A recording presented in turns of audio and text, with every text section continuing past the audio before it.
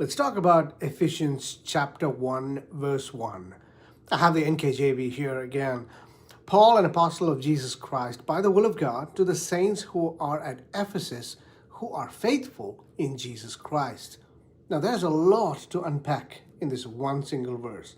Paul introduces himself as he is an apostle, and he is introducing himself to a group of people who are called saints.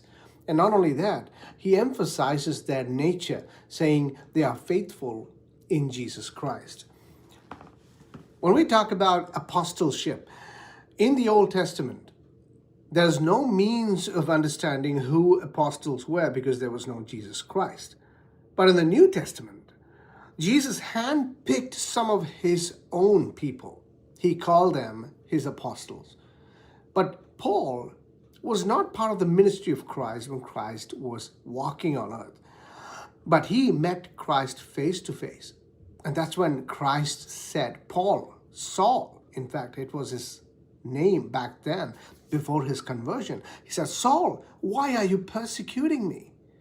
And that's when the great interrogation happens, and then Paul is being transformed from being Saul, and now he challenges himself and to the rest of the crowd.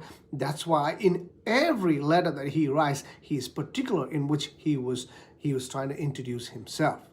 Now, Paul, being the apostle who is handpicked by Christ, is addressing to a group of people who are called saints. Now, the book of Ephesians is talking to Christians and precisely to this group who are nature and well-versed in the belief system called Christianity. Now, Paul gives another platform for them to address this position. He calls them saints.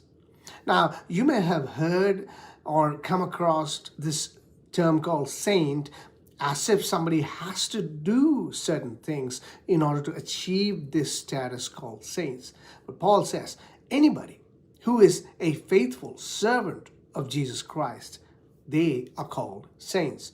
Now, Paul is going to write and continue to write this in that sense of mindset, which he calls them as not babes, as not enemies, as not anybody else under Christ, but he calls them, you are called saints.